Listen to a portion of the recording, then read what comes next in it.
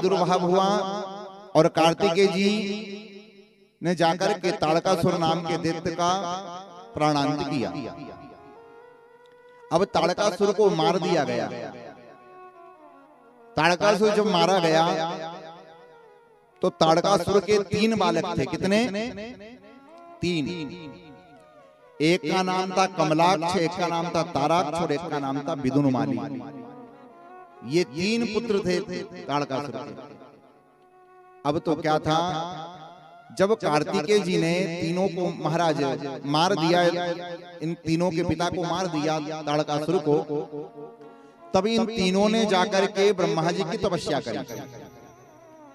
और ब्रह्मा जी जब तपस्या से प्रसन्न हो गए, वरदान मांगने को कहा तो कहा कि हम तीनों भाइयों को अजर अमर बना दो।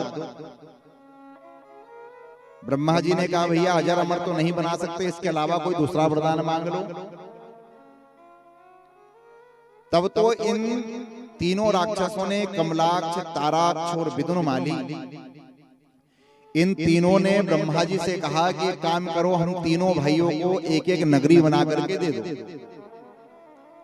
एक भाई को सोने की नगरी दे दो बना करके, एक भाई को चांदी की और एक भाई को लोहे की। और ये वरदान दो कि जब तक हम तीनों भाई एक स्थान पर इकट्ठे ना हो तब तक हमारी मृत्यु ना हो। ये वरदान दो। आज भोले बाबा का एक नाम पढ़ने जा रहा है। क्या नाम पढ़ने जा रहा है? क्या नाम पढ़ने जा रहा है? बोलिए पशुपतिनाथ भगवान की। भोले बाबा का एक नाम होने जा रहा है पशुपतिनाथ। इन ताराक्ष, कमलाक्ष, विदुनमाली तीनों को ब्रह्मा जी ने, एक को सोने की नगरी दी, एक को चांदी की, एक को लोहे की, तीनों को नगरी बना के दे दी।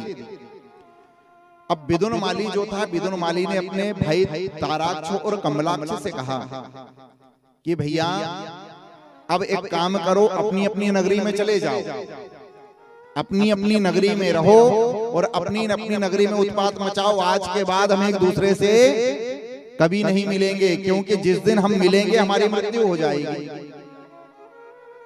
तो आज से हम एक दूसरे को नहीं जानते। तीनों भाई अपनी अपनी नगरी में चले जाओ। तीनों भाई अपनी अपनी नगरी में चले गए, एक सोने की नगरी में, एक चांदी की नगरी में, एक लोहे की नगरी में। अब इन तीनों ने इतना उत्पात मचाया, स्वर्ग में जा करके देवताओं को परेशान करने लगे। देवता परेशान होकर के देवादिदेव महादेव के पास गए। भोले बाबा से कहा, हे भोलेनाथ, ये ताराक्ष, कमलाक्ष, विदुनमाली, इन तीनों ने बड़ा परेशान कर रखा है, स्वर्ग में आकर के परेशान करते हैं। भोले बाबा ने सारे देवताओं से कहा, भैया देवताओं, तुम सारे देवता जितने भी है तुम पशु बन जाओ। सारे देवता पशु बन गए और मैं तुम्हारा पति बन जाता हूं। पति किसे कहते हैं मेरी माताओं? जो भरण पोषण करता है उसी से पति कहते हैं। भोले बाबा ने सारे देवताओं से कहा कि तुम सब पशु बन जाओ, मैं पति बन जाता हूं, नंदी बन जाता हूं। और कुछ देवता पशु बनकर के कमलाक्ष की नगरी में जाओ, कुछ पशु बनकर के विदुनमाली की नगरी में जाओ, कुछ पशु बनकर के कमलाक्ष की नगरी में जाओ, और इन तीनों राक्षसों को लाकर के एक जगह पर इकट्ठा कर लो। और मैं जब तीनों को तुम इकट्ठा कर लोगे तो तुम्हें तीनों को एक साथ मार दूंगा।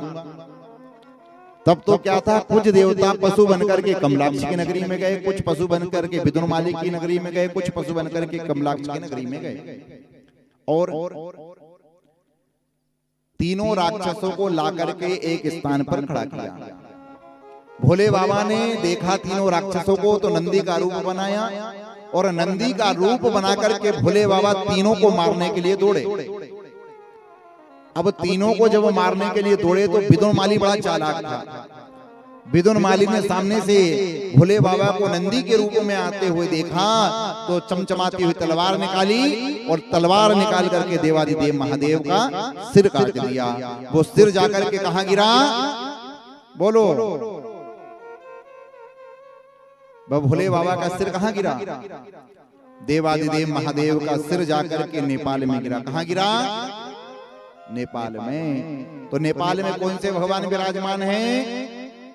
बोलो, पशुपतिनाथ। तो 11.5 ज्योतिर्लिंग भारत में हैं और आधा ज्योतिर्लिंग दर्शन करने कहां जाना पड़ता है? पशुपतिनाथ। वहां दर्शन करके नहीं आए तो 12 ज्योतिर्लिंगों के दर्शन करने का लाभ मिलने वाला नहीं है। तो 11.5 ज्योतिर्लिंग भारत में है और आधा ज्योतिर्लिंग है नेपाल में। भोले बाबा का सिर जाकर के नेपाल में गिरा। अब तो क्या था, उसी समय देवादिदेव महादेव ने अपना असली रूप धारण किया और त्रिशूल लेकर के तीनों राक्षसों को संहार कर दिया, तीनों राक्षसों को मार दिया। विदुन, कमलाक्ष और ताराक्ष तीनों का संहार किया।